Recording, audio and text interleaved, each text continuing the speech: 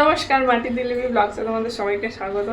সকাল থেকে ঘুম থেকে ওঠার পর থেকে 3 ঘন্টা হয়ে গেছে। 3 ঘন্টাতে 300 বার ট্রাই করে নিয়েছি ভিডিওটা স্টার্ট করব, আর এইভাবেই আমি স্টার্ট করছি ভিডিও। দেখো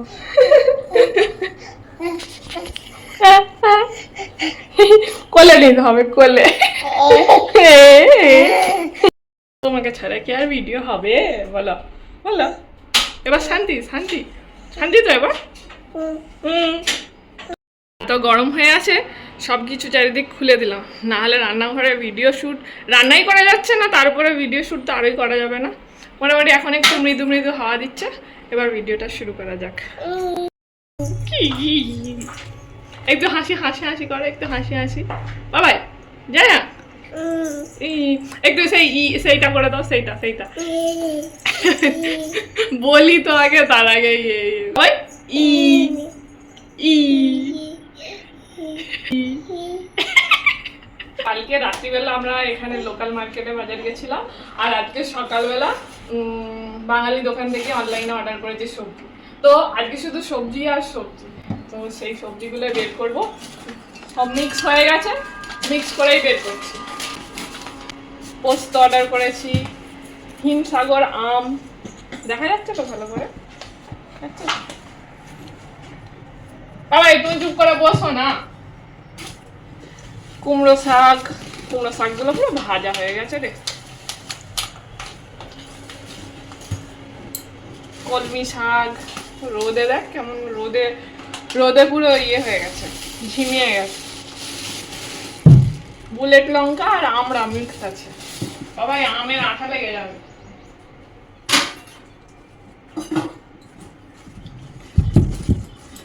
আর এটা হচ্ছে সৌরভের, আবার সেই প্রথম লাস্ট টাইম খাইছিলাম, ওর ফেভারিট হয়ে গেছে। এটার জন্যই মেনলি সবজি সব অর্ডার করা, এটার জন্যই। চাল কুমড়ো,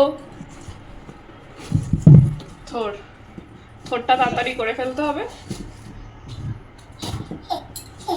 আর বেল, এই বেলটা ফেটে গেছে রে, আজকে খেয়ে নেবো। হ্যাঁ, আর দুটো গন্ধরাজ লেবু, এটা তো থাকে কম্পালসারি আমাদের, দুটো গন্ধরাজ লেবু। গন্ধরাজ লেবু দিয়ে মাছের একটা রেসিপি দেখেছি, সেটা বানাবো, ট্রাই করবো, দেখি কেমন হয়। তার আগে মাছ আনতে যেতে হবে। বাবাই লঙ্কাগুলো, আবার তুই লঙ্কাগুলো নিয়ে লেগেছিস তো, দেখ দেখ, দাও দাও দাও। হ্যাঁ খুব শোনা, এগুলো চচ ফুটে যাবে, দাঁড়া। আর এখানে অ্যাজ ইউজুয়াল ডাঁটা নিয়েছি, শসা,